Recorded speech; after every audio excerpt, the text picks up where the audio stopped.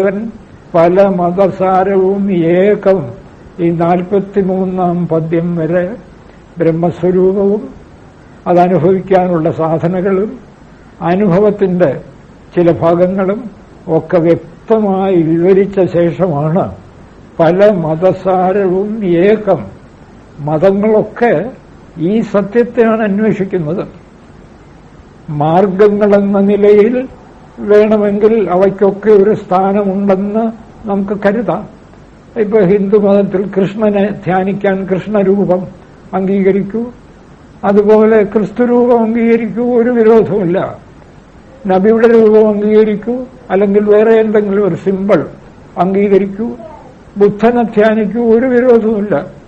പക്ഷേ വെറും കണ്ണുമടച്ച ബുദ്ധനാണ് ഈശ്വരൻ, നബിയാണ് ഈശ്വരൻ, ക്രിസ്തുവാണ് ഈശ്വരൻ എന്ന് തീരുമാനിച്ചാൽ യാതൊരു യുക്തിയുമില്ല. കൃഷ്ണനും ക്രിസ്തുവും ബുദ്ധനുമൊക്കെ ഉണ്ടായി മറയുന്ന നാമരൂപങ്ങൾ സ്പഷ്ടമല്ലേ? അവരൊക്കെ ജനിച്ചു, മരിച്ചു.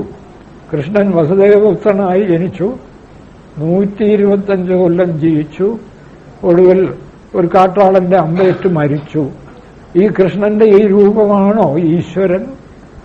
കൃഷ്ണൻ തന്നെ പറയുന്നു, അവജാനന്തിമാം മൂഢാഹ മാനുഷീം തനുമാശ്രിതം. ഞാൻ ഈ ജഡ മനുഷ്യരൂപമാണെന്ന് കരുതുന്നവൻ മൂഢനാണ്. അതിനപ്പുറം ശക്തമായ ഒരു വാക്ക് അദ്ദേഹത്തിന് പറയാനില്ല. ഇത് ഗീതയിൽ തന്നെ അദ്ദേഹം പറയുന്നതാണ്. ഇതൊന്നും വകവയ്ക്കാതെ നമ്മൾ കൃഷ്ണന്റെ രൂപമാണ് ഈശ്വരൻ എന്ന് അന്ധമായി വിശ്വസിച്ചു പോയാൽ കടുത്ത കൃഷ്ണഭക്തി. രാമന്റെ പേര് പോലും പിന്നെ കേൾക്കാൻ ഇഷ്ടമില്ല. എന്നുവെച്ചാൽ പണ്ട് ആ ഗരുഡനും ഹനുമാനും തമ്മിൽ ഭയങ്കര യുദ്ധം നടന്നു എന്നാണ് നമ്പ്യാർ വർണ്ണിക്കുന്നത്. എന്താ ഈ ഗരുഡന് വിഷ്ണുവാണ് ദൈവം, ഹനുമാന് രാമനാണ്. രാമനെ അല്ലാതെ മറ്റൊരു ദൈവത്തെ ഹനുമാൻ അംഗീകരിക്കില്ല. അപ്പോൾ കൃഷ്ണൻ വിഷ്ണുവിന്റെ അവതാരമാണ്. ഗരുഡൻ ചെന്ന് പറഞ്ഞു, ഹനുമാനെ ഒന്ന് കാണണം. കൃഷ്ണൻ, ഏത് കൃഷ്ണൻ? പോവാൻ പറ. രാമനുണ്ടെങ്കിൽ ഞാൻ വരാം, അല്ലാതെ കൃഷ്ണന്റെ അടുത്ത് ഞാൻ വരില്ല. ഒടുവിൽ രണ്ടുപേരും കൂടെ ഭയങ്കര യുദ്ധമായി. ഗരുഡൻ തോറ്റു ചുരുക്കത്തിൽ എന്നാണ് പറയുന്നത്. ഒടുവിൽ കൃഷ്ണനോട് വന്ന് പറഞ്ഞു, ഇങ്ങനെയാണ് ആ ഹനുമാൻ പറയുന്നത്, ഞാൻ എന്ത് ചെയ്യാൻ ഭഗവാനെ? ഇവിടെ സാരമില്ല, ഇതൊക്കെ ഇങ്ങനെ ഇവിടെ രാമനുണ്ടെന്ന് ചെന്ന് പറ, ഞാൻ രാമന്റെ വേഷത്തിൽ ഇരിക്കാം, വരട്ടെ. ഒടുവിൽ കൃഷ്ണൻ രാമന്റെയും രുക്മിണി സീതയുടെയും വേഷം ധരിച്ചിരുന്നു. ഹനുമാൻ വന്ന് കണ്ട് സന്തോഷമായി തിരിച്ചുപോയി എന്നാണ് കഥ. ഇതൊക്കെയാണ് സംഗതി. രാമനും കൃഷ്ണനും ഒരേ ഈശ്വരതത്വമാണെന്ന് പിടികിട്ടിയാൽ പിന്നെ വഴക്കില്ല. അതാണ് പല മതസാരവും ഏകം, ഒരേ ബ്രഹ്മം, ഒരേ ബോധവസ്തു. ആ ബോധവസ്തുവിനെ കുറിച്ചാണ് 43 പദ്യം വരെ വീണ്ടും വീണ്ടും ഗുരുദേവൻ ചർച്ച ചെയ്തത്. പല മതസാരവും ഏകമെന്ന് പാരാതെ ഉലകിൽ ഒരു ആനയിൽ അന്ധരെന്ന പോലെ, ഈ ലോകത്ത് ആനയിൽ അന്ധരെന്ന പോലെ 4-5 കുരുടന്മാർ ആനയെ കാണാൻ പോയി. ആനയെ കാണണം, അത് അവിടെ നിപ്പോണ്ട്, പോയി കണ്ടോളെന്ന് പറഞ്ഞു. അവർ പോയി. ആർക്കും കണ്ണു കണ്ടുകൂടാ. ഓരോരുത്തർ ആനയെ തപ്പി നോക്കിയിട്ട് ആനയെ മനസ്സിലാക്കി. ഒരാൾ കാല് തപ്പി നോക്കി, അപ്പൊ തൂണ് പോലിരിക്കുന്നു. വേറൊരാൾ ചെവി തപ്പി നോക്കി, മുറം പോലിരിക്കുന്നു. ഇങ്ങനെയൊക്കെ തപ്പി നോക്കിയിട്ട് അവർ എല്ലാവരും ഒരിടത്ത് കൂടി. അപ്പൊ ഒരാൾ പറഞ്ഞു, ആന എന്താ? ആന തൂണ് പോലാണ്. പക്ഷെ ഞാനൊക്കെ തപ്പി നോക്കി മനസ്സിലാക്കിയതാണ്. മറ്റേയാൾ മഹാവിഡിത്തം, ആന മുറം പോലാണ്. ഇങ്ങനെ ഓരോരുത്തരും അവരവരുടെ ഇഷ്ടം പോലെ പറഞ്ഞു. ഞങ്ങൾ ഇതിന് വേറൊരു ഉദാഹരണം പറയാറുണ്ട്, നാളികേര ദർശനം. നോർത്ത് ഇന്ത്യയിൽ നിന്നൊരു 4 പേര്, ഈ തേങ്ങ കണ്ടിട്ടില്ലാത്ത ആളുകൾ, കേരളത്തിൽ വന്ന് തേങ്ങ അന്വേഷിച്ചു. എന്താണ് തേങ്ങ? അപ്പോൾ ഒരിടത്ത് നിന്നും തേങ്ങ കിട്ടി. ഒരാൾ ആദ്യം ചെന്നയാളെ അത് എടുത്തൊക്കെ നോക്കി, ഖനമുള്ള ഒരു വസ്തു അങ്ങ് ഇട്ടിട്ട് അയാൾ നേരെ നോർത്ത് ഇന്ത്യയിൽ പോയി. ഞാൻ തേങ്ങ കണ്ടു എന്ന് അഭിമാനിച്ചുകൊണ്ട് നോർത്ത് ഇന്ത്യയിൽ പോയി. വേറൊരാൾ വന്നു, ഇത്രയും പോരല്ലോ, ഇതിന്റെ അകമൊന്ന് പരിശോധിക്കാം, തൊണ്ടിളക്കി നോക്കി. അപ്പോൾ കുറച്ച് എന്തൊക്കെ നാരും ഒക്കെ ഉണ്ട്. അതിനപ്പുറത്ത് നല്ല കടുത്ത എന്തോ ഒരു പദാർത്ഥം ചിരട്ട കണ്ടു. ഇനി കഴിയില്ല, എന്നെ കൊണ്ട് ഇനി കഴിയില്ല. അത് അങ്ങ് ഇട്ടിട്ട് അയാളും പോയി നോർത്ത് ഇന്ത്യയിൽ. നാലാമതൊരാൾ വന്നു, കടുത്ത ചിരട്ടയെങ്കിൽ ഇത് നോക്കണം, നോക്കുക. അതാണ് ഈ സത്യാന്വേഷണം. ഇതിനകത്തും എന്തോ കാണും. അയാൾ ആ ചിരട്ട പൊട്ടിച്ചു, അവിടെ ഇട്ടിട്ട് അയാളും പോയി. അഞ്ചാമതൊരാൾ വന്നു, ചിരട്ട പൊട്ടിച്ചു, അതിന്റെ പരിപ്പിളക്കി, അത് കഴിച്ചു, വെള്ളം കുടിച്ചു. ചിരട്ട ഒരു ഭാഗത്ത് കഴിക്കാവുന്നതൊക്കെ കഴിച്ചു. ഇനി വല്ലതും ഇനി ശ്രദ്ധിക്കാനുണ്ടോ? ഒന്നുമില്ല, നല്ല ഉറപ്പായി. അയാളും പോയി നോർത്ത് ഇന്ത്യയിൽ. 4 പേരും കൂടെ ചെറിയൊരു സെമിനാർ, നാളികേരത്തെക്കുറിച്ചൊരു സെമിനാറാണ്. ഓരോരുത്തരും പറയുന്നു, ഞാൻ കേരളത്തിൽ പോയിരുന്നു, തേങ്ങ ഞാൻ കണ്ടതല്ല, ഞാൻ എടുത്തു നോക്കി. ഇതിനപ്പുറം ഇനി എന്താ വേണ്ടത്? ഒരു കട്ടിയുള്ള സാധനം, തീർന്നു തേങ്ങ. മറ്റേ ആൾ പറഞ്ഞു, അങ്ങനെയല്ല, ഞാൻ അതിന്റെ പുറന്തോട് ഇളക്കി നോക്കി, അപ്പോൾ വളരെ കട്ടിയുള്ള വേറൊരു സാധനം, അതാണ് തേങ്ങ. അപ്പോ ഒന്നാമത്തെ ആൾ പറഞ്ഞു, ഞാൻ ആ കട്ടിയുള്ള സാധനവും പൊളിച്ചു നോക്കി, പക്ഷെ ഈ മുൻപ് പറഞ്ഞവരൊന്നും വിശ്വസിക്കില്ല, ഇതൊക്കെ കള്ളം പറയുക. അതിനപ്പുറത്ത് പരിപ്പുണ്ട്, അതൊക്കെ ഞാൻ കണ്ടതാണ്. നാലാമത്തെ ആൾ പറഞ്ഞു, ഞാനതല്ല, ഞാൻ ആ പരിപ്പിളക്കി ഭക്ഷിച്ചു നോക്കി, വെള്ളം കുടിച്ചു നോക്കി, എല്ലാം നോക്കി, ഇനി എന്തെങ്കിലും അന്വേഷിക്കാനുണ്ടോ എന്ന് നോക്കി, ഒന്നുമില്ലെന്ന് തെളിഞ്ഞു. അത്രയും എത്തുന്നത് വരെ നിങ്ങൾക്ക് ഈ തേങ്ങ എന്തെന്ന് മനസ്സിലായിട്ടില്ല, തീർന്നു. പക്ഷെ മറ്റുള്ള 3 പേരും വിശ്വസിക്കുന്നില്ലെങ്കിൽ അവരുടെ സെമിനാർ അങ്ങനെ നിന്നു. അത് മുഴുവൻ പരിശോധിച്ചയാളിന് സത്യം പിടികിട്ടി. മറ്റ് 3 ആളുകളും അവര് കണ്ടത് സത്യമെന്ന് പറഞ്ഞ് ജീവിക്കുകയും ചെയ്തു. ഇതാണ് ഈ സത്യത്തിന്റെ സ്ഥിതി. പുറമേ കാണുന്ന ഈ പ്രപഞ്ചം, ജഡപ്രപഞ്ചം, കുറെ പേര് തീരുമാനിച്ചു ഇതിനപ്പുറമൊന്നും പോവാൻ നമ്മെ കൊണ്ട് പറ്റില്ല, ഇത് തന്നെയാണ് സത്യം. ജനിച്ചു മരിക്കുന്ന ജഡദൃശ്യങ്ങൾ, ഭൗതികവാദം, ഇതിനപ്പുറമൊന്നും നമ്മൾ പോകുന്നില്ല, നമുക്ക് പോകാനൊക്കെയില്ല, നമുക്കിതൊക്കെ മതി, അതിനപ്പുറം പോകണ്ട. ഭൗതികവാദം ആരംഭിച്ചു. കുറച്ചുകൂടെ അപ്പുറത്തോട്ട് പോയപ്പോൾ ചിലർക്ക് ബോധമാണ് സത്യം എന്നൊക്കെ പിടികിട്ടി. എങ്കിൽ പരമകാരണ ചിന്ത അവർക്ക് പിടികിട്ടിയില്ല. അവർ വിചാരിച്ചു, ദ്വൈതികൾ വെറും ഭൗതികവാദം, അത് കഴിഞ്ഞ് ദ്വൈതികൾ. ഗുരുദേവൻ പറയുന്നില്ലേ, പലവിധ യുക്തി പറഞ്ഞു പാമരന്മാരലകത്തു കണ്ട്.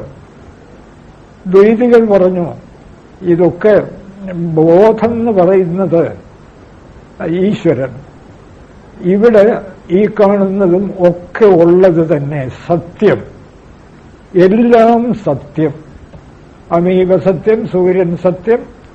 അത് കഴിഞ്ഞ് ഒരു ഈശ്വരൻ, അതാണ് ബോധം.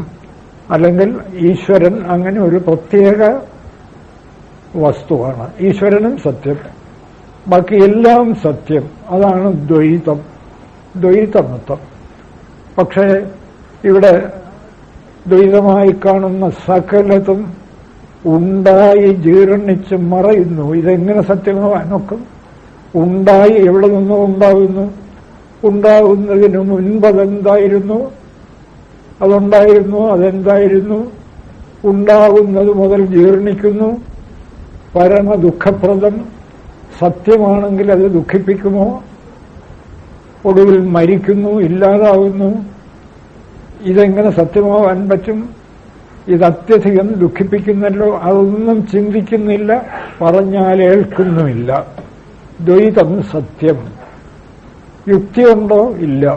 ദ്വൈതം സത്യം എന്നുള്ളതിന് യുക്തി എന്താ? നേരെ മറിച്ച് സത്യം അല്ലെന്നുള്ളതിന് നിരവധി യുക്തി. ഉണ്ടായി ജീർണിച്ച് മറയുന്നത് എങ്ങനെ സത്യമാകും? മാറുന്നത് അസത്യം, മാറ്റമില്ലാത്തത് സത്യം. ഇതാണ് സത്യാസത്യങ്ങളുടെ യുക്തിയുക്തമായ വെറും പ്രാഥമിക നിർവചനം പോലും. മാറുന്നത് അസത്യം. പക്ഷെ ദ്വൈതികൾ അതൊന്നും വിശ്വസിക്കാൻ തയ്യാറില്ല. ഞങ്ങൾക്കിതൊക്കെ മതി, ഞങ്ങൾക്കിതിനപ്പുറമൊന്നും ആവശ്യമില്ല. അവർ പോയി ഉടനെ പല മതസാരം വിശിഷ്ടാദ്വൈതികളൊന്നും അവർ കുറച്ചുകൂടല തേങ്ങ ആ തൊണ്ട് കഴിഞ്ഞിട്ട് ആ ചിരട്ട കൂടെ ഒന്ന് പൊട്ടിക്കാമോ എന്ന് അവർ ശ്രമിച്ചു. അത്രേ ഉള്ളൂ. വിശിഷ്ടാദ്വൈതികൾ എന്തു പറയുന്നു? ഞങ്ങള് ബ്രഹ്മത്തെ അംഗീകരിക്കുന്നു, പക്ഷേ ബ്രഹ്മത്തിന്റെ ഒരു ഭാഗം ഈ ജഡപ്രപഞ്ചമായി ഉള്ളതായി വർത്തിക്കുന്നു. ജഡപ്രപഞ്ചം സത്യമാണ്. ബ്രഹ്മത്തിന്റെ ഒരു ഭാഗം ജഡപ്രപഞ്ചമായി, യഥാർത്ഥത്തിൽ ജഡപ്രപഞ്ചമായി, ഒരു ഭാഗം ശുദ്ധബോധമായി ബാക്കി നിൽക്കുന്നു. അതിങ്ങനെ ഒരേ വസ്തുവിന്റെ കുറെ ഭാഗം ജനിച്ചും മരിച്ചും കഴിയുന്നു, കുറെ ഭാഗം ജനിക്കാതെ മരിക്കാതെ കഴിയുന്നു. ഇതെങ്ങനെ സാധിക്കും? ആചാര്യസ്വാമികൾ ചോദിക്കുന്നത്, ഒരു കോഴിയുടെ പകുതി ഭാഗം മുട്ടയിടാനും പകുതി ഭാഗം ഇറച്ചിക്കും. ഇതെങ്ങനെയാ ശരിപ്പെടുക? ഇതെങ്ങനെ യുക്തിക്ക് ചേരും? അപ്പോൾ അവരിതൊന്നും പറഞ്ഞാൽ അവർ സമ്മതിക്കില്ല. രാമാനുജന്റെ ആളുകളായ വിശിഷ്ടാദ്വൈതികൾ, മാധവന്റെ ആളുകൾ ദ്വൈതികൾ, വെറും ഭൗതികവാദികൾ, ചാർവാകന്മാർ പണ്ടേ ഉണ്ടായിരുന്നേ. ഇന്ന് മാത്രമല്ല, പണ്ടേ ഉണ്ടായിരുന്നു ഇവിടെ ഭൗതികവാദികൾ, ചാർവാകന്മാർ. അവരും പോയി നാലാമത്തെ ആളുകളാണ് ഈ പരിപ്പം ഭക്ഷിച്ച് വെള്ളവും കുടിച്ചു എന്ന് പറഞ്ഞതുപോലെ പരമകാരണ ചിന്ത, ഉപനിഷത്തുക്കൾ പരമകാരണം കണ്ടുപിടിച്ചേ ഈ രഹസ്യം നമുക്ക് പിടിപെട്ടു. പരമകാരണം കണ്ടുപിടിച്ചു. പരമകാരണത്തിന്റെ പ്രാഥമിക ലക്ഷണം തന്നെ അത് ജനിച്ചതല്ല, ജീർണിക്കുന്നതല്ല, മരിക്കുകയില്ല, സർവത്ര നിറഞ്ഞു നിൽക്കുന്നു. അങ്ങനെ ഉള്ള ഒരു പരമകാരണത്തിൽ നിന്നും യഥാർത്ഥത്തിലൊന്നും ഒരിക്കലും ഉണ്ടാവാൻ പറ്റില്ല. ഉണ്ടായാൽ അതിന്റെ പരമകാരണത്വം നഷ്ടപ്പെടും.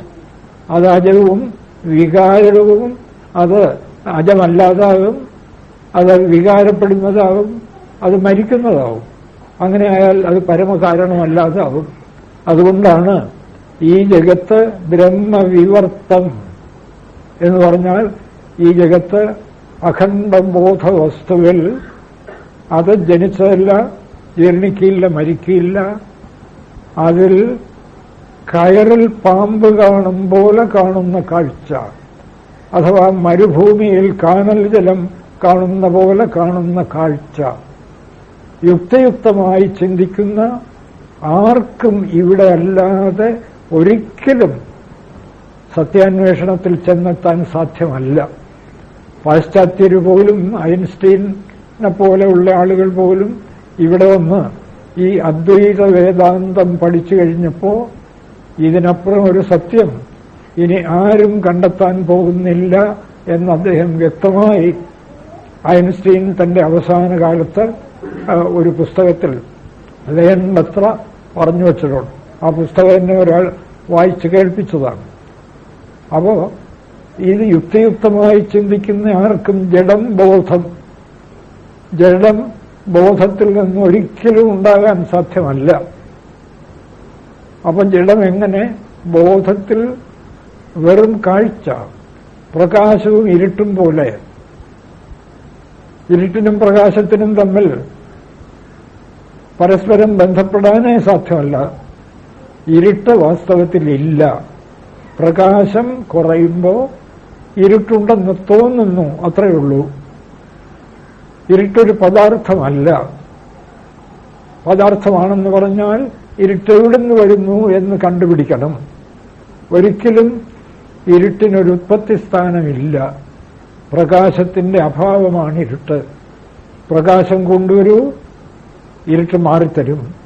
പിന്നെ ഇരുട്ടിനെക്കുറിച്ച് അന്വേഷിക്കേണ്ട ആവശ്യവുമില്ല. ഇരുട്ടിനകത്ത് നിന്നുകൊണ്ട് ഇരുട്ടിന്റെ ഉൽപ്പത്തി സ്ഥാനം അന്വേഷിച്ചാൽ ഒരിക്കലും പിടികിട്ടുകയില്ല. സ്വാമി രാമൻ പറയും, സ്വാമി രാമൻ പഞ്ചാബ് യൂണിവേഴ്സിറ്റിയിലെ മാത്തമാറ്റിക്സ് പ്രൊഫസറായിരുന്നു. മാത്തമാറ്റിക്സിലും ഫിസിക്സിലും ഒക്കെ അന്ന് അദ്ദേഹത്തെ ജയിക്കാൻ ആരുമില്ലായിരുന്നു. ഏതാണ്ട് വിവേകാനന്ദ സ്വാമിയുടെ സമകാലികനാണ്. അദ്ദേഹം ഈ വേദാന്തം പഠിച്ചിട്ട് സന്യസിച്ചിറങ്ങിപ്പോയി. അദ്ദേഹം പറയും, ഭൗതികശാസ്ത്രത്തിന്റെ സത്യാന്വേഷണം ഒരു പ്രായം ചെന്ന അമ്മയുടെ സൂചി അന്വേഷിക്കുന്ന കഥയാണ്. അമ്മയുടെ തയ്യൽക്കാരിയായ അമ്മയുടെ സൂചി തന്റെ കുടിലിനകത്ത് കളഞ്ഞുപോയി. സന്ധ്യയായി ആ അമ്മ നേരെ റോഡിലിറങ്ങി ഒന്നാം തരം ഇലക്ട്രിക് ലൈറ്റ് സൂചി അന്വേഷിക്കുകയാണ് ലൈറ്റിന്റെ മുമ്പിൽ. വളരെ നേരം അന്വേഷിച്ചിട്ടും കിട്ടിയില്ല. ഒടുവിൽ ഒരു വഴിപോക്കൻ ചോദിച്ചു, അമ്മ എന്താ അന്വേഷിക്കുന്നത്? എന്റെ സൂചി കളഞ്ഞുപോയി മോനെ, ഞാൻ അതാണ് അന്വേഷിക്കുന്നത്. സൂചി എവിടെയാണ് കളഞ്ഞത്? അത് വീട്ടിലാണ്. പിന്നെന്താ ഇവിടെ അന്വേഷിക്കും? വീട്ടിൽ വിളക്കില്ല. ഇവിടെയാണെങ്കിൽ ഒന്നാം തരം ഇലക്ട്രിക് ലൈറ്റ്, അതുകൊണ്ടാണ് ഞാനിവിടെ അന്വേഷിക്കുന്നത്. ഇതാണ് ഭൗതിക ശാസ്ത്രജ്ഞന്റെ സത്യാന്വേഷണം. സത്യം എവിടെ കളഞ്ഞിരിക്കുന്നു? അവനവന്റെ ഉള്ളിൽ. അവനവൻ തന്നെയാണ് സത്യം. എങ്ങനെ അറിയാൻ? ഞാനില്ലേ, എനിക്കൊരു ജഗത്തുമില്ല, ഒരു ജഗത്തുമില്ല, എന്റെ ശരീരം പോലുമില്ല. ഞാൻ, നമ്മുടെയൊക്കെ ഉള്ളിൽ ഞാൻ എന്നിങ്ങനെ വ്യക്തമായി അനുഭവപ്പെടുന്ന ബോധാനുഭവമില്ലയോ? എനിക്ക് എന്റെ ശരീരമില്ല, മനസ്സില്ല, പ്രാണനില്ല, സകലതും തീർന്നു, ജഗത്തില്ല. അതുകൊണ്ട് എന്താ സത്യം? ഞാൻ തന്നെ സത്യം. ഞാൻ സത്യസ്വരൂപമാവുമ്പോ ഈ ശരീരത്തിൽ നിന്ന് ഗുരുദേവൻ ഇനിയും പറയാൻ പോകുന്നു, ഈ ശരീരത്തിൽ നിന്നൊക്കെ അപ്പുറത്ത് അനന്തകോടി ബ്രഹ്മാണ്ടങ്ങളെ പ്രകാശിപ്പിക്കുന്ന സർവജ്ഞവും സർവശക്തവും സർവവ്യാപ്തവുമായ ബോധമായി മാറും. അതാണ് ബ്രഹ്മാന്വേഷണം. മറ്റേ സത്യാന്വേഷണമൊക്കെ തയ്യൽക്കാരി അമ്മയുടെ അമ്മ സൂചി അന്വേഷിക്കുന്നത് പോലുള്ള അന്വേഷണമാണ്. 1000 ജന്മം ഇലക്ട്രിക് ലൈറ്റിന്റെ മുമ്പിൽ സൂചി അന്വേഷിച്ചാലും കിട്ടില്ല. എന്താ, അവിടെ സൂര്യനുണ്ട്, ചന്ദ്രനുണ്ട്, അവിടെ പോയി അന്വേഷിച്ചാൽ കിട്ടുന്നതാണ്. കളഞ്ഞിരിക്കുന്നത്, സത്യം കളഞ്ഞിരിക്കുന്നത് അവനവനിലാണ്. അവനവനാണ് സത്യം. അത് മനസ്സിലാക്കാൻ കഴിയാതെ സൂര്യനിലോ ചന്ദ്രനിലോ പോയാൽ എവിടെയാണ് സത്യം കിട്ടുക? അതുകൊണ്ടാണ് ഗുരുദേവൻ പറഞ്ഞത്, പല മതസാരവും ഏകമെന്നു പാരാതെ ഒന്നാണ്, ഒരേ സത്യം, അഖണ്ഡ ബോധവസ്തു ബ്രഹ്മം.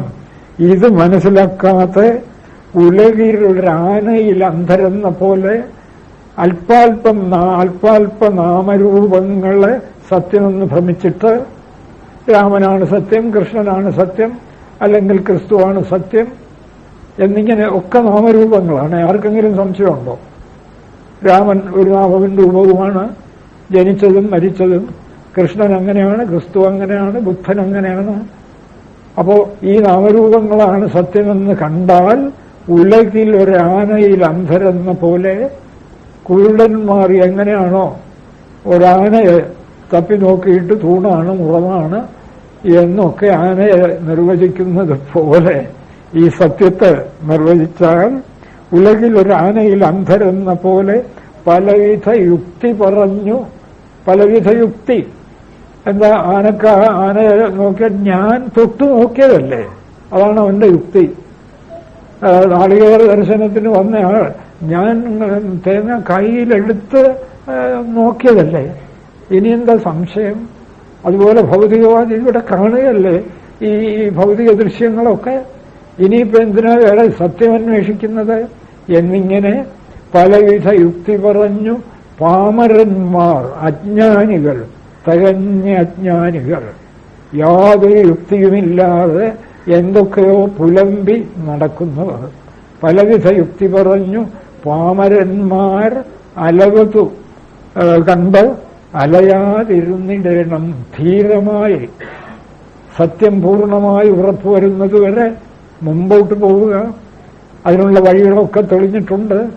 നമ്മുടെ ഉപനിഷത്തുക്കൾ അതിനുള്ള ഗംഭീരമായ മാർഗം വ്യക്തമായി കാണിച്ചു തന്നിട്ടുണ്ട്. ഇതാ ഗുരുദേവൻ തന്നെ സമ അന്യ എന്നിങ്ങനെ രണ്ട് ശക്തികളെ നമ്മുടെ മുമ്പിൽ വ്യക്തമായി വേർതിരിച്ച് കാണിച്ചിട്ട് സമയെ ആശ്രയിക്കൂ, നിങ്ങൾ ആ സത്യത്തിൽ എത്തിച്ചേരും. 10,000 ആതിഥേയരുടെ ഒന്നായി വരുവതുപോലെ സത്യവും അസത്യവും നിങ്ങൾക്ക് തെളിയും എന്നല്ലേ ഗുരുദേവൻ പറയുന്നത്. ഇവിടെയൊക്കെ ആ ഗുരുവിനെ ധിക്കരിക്കാമോ, അത് ചെയ്യാമോ, ഇത് ചെയ്യാമോ എന്നൊക്കെ കണ്ണുമടച്ച് അന്ധമായി എന്തെങ്കിലും വിശ്വസിച്ച് എവിടെയെങ്കിലും എത്തി നിൽക്കുന്നവർ നിശ്ചയമായും കൂരിരുട്ടിൽ ജീവിതം അവസാനിപ്പിക്കേണ്ടി വരും. സംശയം ഒന്നുമില്ല. ഒരു മതം അന്യനു നിന്ദ്യം, ഒന്നിലോതും കരു അപരന്റെ കണക്കിനൂനമാകും, ധരയിൽ ഇതിന്റെ രഹസ്യം ഒന്നുതാനെന്നറിവളവും ഭ്രമമെന്നറിഞ്ഞിടേണം. ഒരു മതം അന്യനു നിന്ദ്യം ഇന്നും ധാരാളം അത് പലർക്കും കാണാനുണ്ട്. അന്യന് മറ്റൊരു മതം, ഈ മതത്തിലുള്ള ആൾക്ക് ആ മതം നിന്ദ്യം. നിന്ദ്യം എന്ന് വെച്ചാൽ അങ്ങേയറ്റം നിന്ദിച്ച് സംസാരിക്കുകയും ചെയ്യും. അതാണ് നമ്മുടെ ഹിന്ദുമതത്തിനകത്തു പോലും പല കൾട്ടുകളാണ്. ഇവിടെ ആരും എന്തോ കൃഷ്ണ കൾട്ട്, രാമ കൾട്ട്, അങ്ങനെയൊക്കെ ഒരുപാട് കൾട്ടാണ്. അവർ വിശ്വസിക്കുന്നതിനപ്പുറത്ത് ഒന്നും അവരംഗീകരിക്കാനേ തയ്യാറില്ല. അങ്ങനെയുള്ള ആളുകളുമായി സത്യത്തെക്കുറിച്ച് സംസാരിച്ചിട്ട് ഒരു പ്രയോജനമില്ല. നമുക്ക് സത്യം ആരുടെ മുമ്പിലും പറഞ്ഞു നടക്കാം. കേൾക്കുന്നവർ കേൾക്കട്ടെ, കേൾക്കാത്തവർ കേൾക്കണ്ട. പക്ഷെ ചിലതിലൊക്കെ ഈ ബ്രെയിൻ വാഷ് പോലെ അന്ധമായി മനസ്സ് ചെന്ന് പറ്റി അതിൽ നിന്ന് വിട്ടുമാറാൻ കഴിയാതെ പാറ പോലെ ഉറച്ചു നിൽക്കുന്നവരോട് അധികം സംസാരിക്കാൻ പോകരുത്. എന്ന് വെച്ചാൽ എന്താ കാര്യം? കൂടുതൽ സംസാരിച്ചാൽ വഴക്കും അടിയും ഒക്കെ ആവും. പിന്നെ നമുക്ക് സ്വസ്ഥമായിട്ട് ജീവിക്കണ്ടേ. അതുകൊണ്ട് അവരോടധികം സംസാരിക്കാനൊന്നും പോയിട്ട് ഗുരുദേവനെ പോലെ ആരോടും ഒരു വഴക്കുമില്ല. താൻ ചെയ്യേണ്ടതൊക്കെ നല്ല ധീരമായി ചെയ്തു. ആരെയും കർശനമായിട്ട് വിമർശിച്ചിട്ടേയില്ല ജീവിതത്തിൽ. ആരെയും വിമർശിക്കുക എന്നുള്ള പ്രശ്നമില്ല. ഞാൻ ചെയ്യേണ്ടതൊക്കെ ഞാൻ ഭംഗിയായി ചെയ്യും. മറ്റുള്ളവരെ വിമർശിച്ചിട്ടെന്താ കാര്യം? അതുകൊണ്ട് ഒരു മതം അന്യനു നിന്ദ്യം, ഒന്നിലോതും കരു അപരന്റെ കണക്കിന് ഊനമാകും. ഒന്നിൽ പറയുന്ന സത്യം മറ്റൊരാളിന്റെ കണക്കിന് ഊനമാകും. പൂർണ്ണമല്ല, അപൂർണമാണ്. എന്നാൽ ധരയിൽ ഇതിന്റെ രഹസ്യം ഒന്നു താൻ. ആ പരമകാരണത്തെ അറിയുന്നതുവരെ അല്പാൽപ കാര്യങ്ങളെ മുറുകെ പിടിച്ചുകൊണ്ട് വഴക്കും യുദ്ധവുമാണ്. അല്പത്തെ മുറുകെ പിടിക്കുന്നു, പൂർണ്ണത്തെ കണ്ടെത്തൂ. എന്ത് ഭംഗിയായി ഉപനിഷത്ത് പൂർണ്ണത്തെ വിവരിക്കുന്നു. എവിടെ മറ്റൊന്ന് കാണാനില്ലയോ, മറ്റൊന്ന് കേൾക്കാനില്ലയോ, മറ്റൊന്നറിയാനില്ലയോ, അത് പൂർണ്ണം. എവിടെയാണോ മറ്റൊന്ന് കാണാനുള്ളത്, മറ്റൊന്ന് കേൾക്കാനുള്ളത്, മറ്റൊന്നറിയാനുള്ളത്, അത് അല്പം. തീർച്ചയല്ലേ? വസ്തു രണ്ടായി വിഭജിക്കപ്പെട്ടു പോയി. പലതായി വിഭജിക്കപ്പെട്ടാൽ അല്പം, പൂർണ്ണം. അതുകൊണ്ടെന്താ? ഒരേ സത്യത്തെ തന്നെ സർവത്ര കാണൂ. പൂർണ്ണം. പൂർണ്ണമതഃ പൂർണ്ണമിദം പൂർണ്ണാത് പൂർണ്ണമുദച്യത്തെ പൂർണ്ണസ്യ പൂർണ്ണമാദായ പൂർണ്ണമേവാവശിഷ്യത്തെ. ഈ സത്യം, പരമസത്യം ധരിച്ച ആളുകൾ ധരയിൽ ഇതിന്റെ രഹസ്യം ഒന്നു താൻ. ഇങ്ങനെ പല പല പേരുകൾ പറഞ്ഞ് തമ്മിലടിക്കുന്ന മതങ്ങളുടെ ഒക്കെ രഹസ്യം ഒന്നു താൻ. ഈ അഖണ്ഡ ബോധരൂപമായ ബ്രഹ്മം മാത്രം.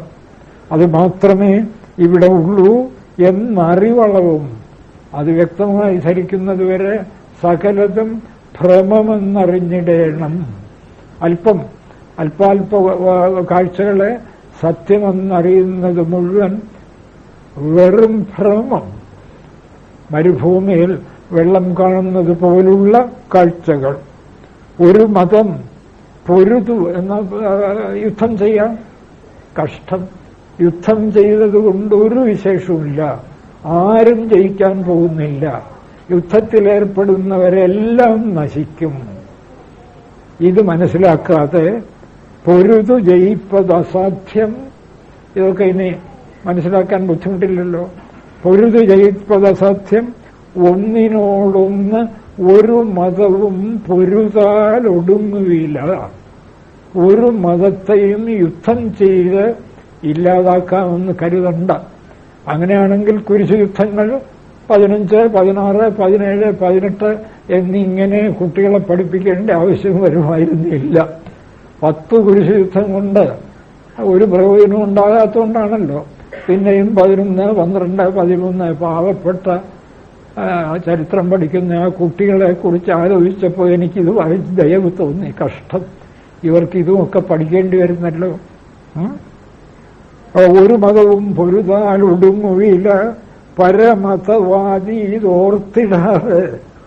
ഈ പരമരഹസ്യം ഓർക്കാതെ എന്ന് പറഞ്ഞാൽ യുദ്ധം ചെയ്ത് ഒരു മതത്തിനും മറ്റൊരു മതത്തെ ഇല്ലാതാക്കാൻ സാധ്യമല്ല. യുദ്ധത്തിന്റെ ഫലം എന്താ? ഇരുകൂട്ടരും നശിക്കുക. മഹാഭാരത യുദ്ധം ആർക്കും ഒന്നും കിട്ടിയില്ല, രണ്ടുപേരും നശിച്ചു. പാണ്ഡവന്മാർക്ക് രാജ്യം കിട്ടിയില്ലേ? പാണ്ഡവന്മാർക്ക് രാജ്യം കിട്ടിയതിന്റെ രഹസ്യം അറിയാമോ? പാണ്ഡവന്മാരുടെ കൊച്ചു കുഞ്ഞുങ്ങൾ പോലും ഒടുവിൽ അശ്വത്ഥാമാവിന്റെ വാളിനിരയായി നശിക്കുകയാണ്. അവർ കിടന്ന കൂടാരമൊക്കെ തീവച്ച് നശിപ്പിച്ചു. പിന്നെ സ്വല്പകാലം രാജ്യം കിട്ടി. ദുഃഖത്തിനല്ലാതെ എന്താ പ്രയോജനം? അവരുടെ വംശം മുഴുവൻ നശിച്ചു. അതാണ് യുദ്ധം കൊണ്ട് സാധിച്ചത്. 18 അക്ഷൗഹിണിപ്പട ഉണ്ടായിരുന്ന പാണ്ഡവൻ ഉണ്ടായിരുന്ന ആ യുദ്ധക്കളത്തിൽ രണ്ടുപേർക്കും കൂടെ 18 അക്ഷൗഹിണി എണ്ണിയാൽ തീരില്ല, അത്രയും പടയാണ്. അവിടെ ആകെ കൂടി ശേഷിച്ചത് 11 പേരാണ്. ഇതാണോ യുദ്ധം? 2 മഹായുദ്ധം കഴിഞ്ഞാണ് നമ്മൾ ജീവിക്കുന്നത്. 3ാമത്തെ മഹായുദ്ധം ഏത് നിമിഷത്തിലും പൊട്ടിപ്പുറപ്പെടാം. മഹായുദ്ധം തന്നെ വേണ്ടി വരില്ല, അതിനിടയ്ക്കൊക്കെ തമ്മിലടിച്ച് മിക്കവാറും തീരും. അങ്ങനെയാണ്. ഇതാ ഇന്നത്തെ പത്രം തന്നെ എടുത്തു നോക്കുക. ഇന്നത്തെ പത്രം എന്തിനാണ്? ഇതൊക്കെ മതമാണ്. എന്തായാലും പരമതവാദി തോർത്തിടാതെ യുദ്ധം ചെയ്ത് കളയാം.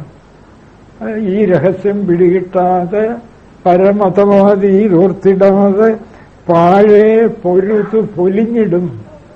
പൊരുത് നശിക്കാം, അതല്ലാതെ ഒരു മതവും ഇല്ലാതാക്കാനോ ഉണ്ടാക്കാനോ ഒന്നും യുദ്ധത്തിന് സാധ്യമല്ല. വാസ്തവത്തിൽ ഗുരുദേവന്റെ മതത്തെക്കുറിച്ചുള്ള ഈ 6 പദ്യങ്ങൾ വളരെ വിസ്തരിച്ച് പുസ്തകങ്ങളിലും പ്രസംഗിച്ചും കേരളം ഒട്ടുക്ക് പ്രചരിപ്പിക്കേണ്ടതാണ്. കേരളം ഒട്ടുക്ക് അതും കൂടെ നടക്കുന്നെങ്കിൽ നടക്കട്ടെ എന്ന് വിചാരിച്ചു തന്നെയാണ് നമ്മൾ ഈ ആത്മോപദേശ ശതകം ക്ലാസ് ഇവിടെ എടുക്കുന്നത്. ഇതൊക്കെ CD ആക്കുന്നുണ്ട്. ചിലപ്പോൾ ഗുരുദേവന്റെ ഇച്ഛയായിരിക്കാം ഇത് കേരളം ഒട്ടുക്ക് പ്രചരിച്ചു എന്ന് വരാം. പ്രസംഗം കേൾക്കുമ്പോൾ തന്നെ ഇത് ഏത് മഹാസദസ്സിലും ആളുകൾക്ക് കേൾക്കാൻ സാധ്യമാകും. ഗുരുദേവൻ ഇവിടെ 6 പദ്യങ്ങളാണ് ഈ മതനിരർത്ഥകതയെ കുറിച്ച് എഴുതിയിട്ടുള്ളത്. ഈ 6 പദ്യങ്ങളും നമ്മുടെ വ്യാഖ്യാനത്തിൽ വളരെ വിസ്തരിച്ച് വ്യാഖ്യാനിച്ചിട്ടുണ്ട്. അതോടൊപ്പം ഈ CD-യും വരികയാണെങ്കിൽ അത് കേരളത്തിന് നിശ്ചയമായും വലിയ ഒരു പ്രകാശമായി തീരും എന്നുള്ളതിൽ എനിക്ക് സംശയമില്ല. പരമതവാദി തോർത്തിടാതെ പാഴെ പൊരുതു പൊലിഞ്ഞിടും. യുദ്ധം ചെയ്ത് നശിക്കാം, അതിൽ കൂടുതലൊന്നും നടക്കാൻ പോകുന്നില്ല എന്ന ബുദ്ധി വേണം. ഈ ബുദ്ധിയൊക്കെ ഉണ്ടെങ്കിൽ കേരളത്തിൽ ഇന്ന് കാണുന്ന ഈ കോലാഹലമൊന്നും സംഭവിക്കുമായിരുന്നില്ല. വാസ്തവത്തിൽ ഗുരുദേവനെ പോലെയുള്ളവർ ജനിച്ചു, ഇതൊക്കെ പ്രചരിപ്പിക്കാൻ ശ്രമിച്ചു. എന്നിട്ടും ഈ കേരളത്തിൽ പോലും നമ്മളിന്ന് അത്യന്തം ഗൗരവാവഹമായ ചുറ്റുപാടുകൾ നേരിടുകയാണ്. അതിനൊക്കെ ഗുരുദേവന്റെ ഈ തത്വദർശനം പോം വഴി കുറെയെങ്കിലും ഉണ്ടാക്കട്ടെ എന്ന് സമാധാനിക്കാനേ മാർഗമുള്ളൂ. ഈ പരമസത്യം വിട്ടുവീഴ്ച കൂടാതെ ജീവിതത്തിൽ വിചാരം ചെയ്തുറപ്പിക്കുക. കുറേശ്ശെ മതി, കുറേശ്ശെ അല്പം ഇത് ഉള്ളിൽ പകർന്നു കിട്ടിയാൽ ജീവിതം അത്യന്തം ശീതളമായിത്തീരും. ഒരു സംശയവും അക്കാര്യത്തിലില്ല. ഗുരുദേവനും ജഗദീശ്വരനും അതിന് നമ്മെ അനുഗ്രഹിക്കുമാറാകട്ടെ. നമസ്കാരം.